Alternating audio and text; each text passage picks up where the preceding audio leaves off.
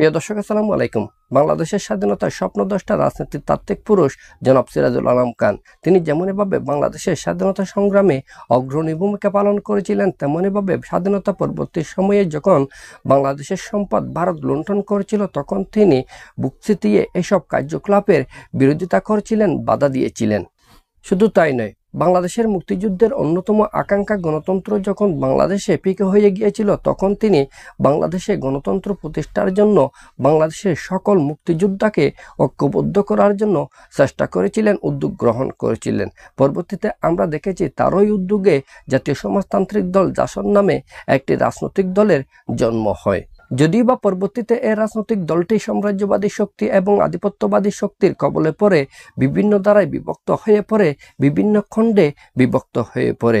বর্তমানে বাংলাদেশের রাজনীতিতে জাতীয় সমাজতান্ত্রিক দল জেএসডি নামে একটি রাজনৈতিক দল রয়েছে, যে রাজনৈতিক দলের নেতৃত্ব দিচ্ছেন আসম আব্দুর রব। আবার জাতীয় সমাজতান্ত্রিক দল জাসদ নামে আরও একটি রাজনৈতিক দল রয়েছে, যে দলের নেতৃত্বে রয়েছে হাসানুল হক ইনু। শুধু তাই নয়, বাংলাদেশ জাতীয় সমাজতান্ত্রিক দল বাংলাদেশ জাসদ নামেও একটি রাজনৈতিক দল রয়েছে, যে দলের নেতৃত্ব দিচ্ছেন শরীফ নুরুল আম্বিয়া। ফলে এত দ্বারাই বিভক্ত হয়ে পড়ার কারণে রাজনৈতিক দলটি ক্রমশই তার জৌলুস হারাতে থাকে।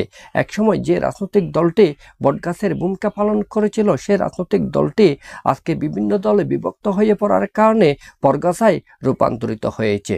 তবে সম্প্রতি আমরা লক্ষ্য করেছি দাদা সিরাজুল আলম খানের বংশধর ব্যারিস্টার ফারাক খান এই রাজনৈতিক দলটির বিভিন্ন ধারার নেতাকর্মীদেরকে ঐক্যবদ্ধ করার জন্য উদ্যোগ গ্রহণ করেছেন।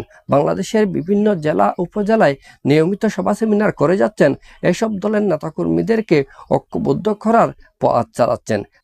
তিনি বলেছেন, একসময় যে রাজনৈতিক দলটি বাংলাদেশের রাজনীতিতে বটগাছের ভূমিকা পালন করেছিল, সে রাজনৈতিক দলটি আজকের এই সময়ে এসে পরগাছা হয়ে বেঁচে থাকার কোনো কারণ থাকতে পারে না। আমাদের সকলের উদ্যোগে এ রাজনৈতিক দলটিকে ঐক্যবদ্ধ করে এ রাজনৈতিক দলটিকে পুনরায় বটগাছে পরিণত করতে হবে।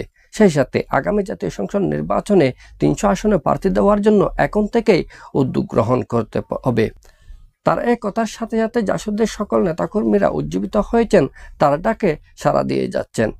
তাই দেখার বিষয়, বাংলাদেশের আগামী দিনের রাজনীতিতে জাসদ কি পুনরায় ঐক্যবদ্ধ হয়ে তার জৌলুস দেখাবেন, নাকি বিভিন্ন ধারায় বিভক্ত হয়ে কালের পরিক্রমায় হারিয়ে যাবে। আমাদের পরবর্তী ভিডিও পাওয়ার জন্য আমাদের এই চ্যানেলটি সাবস্ক্রাইব করবেন। সবাইকে ধন্যবাদ। আসসালামু আলাইকুম।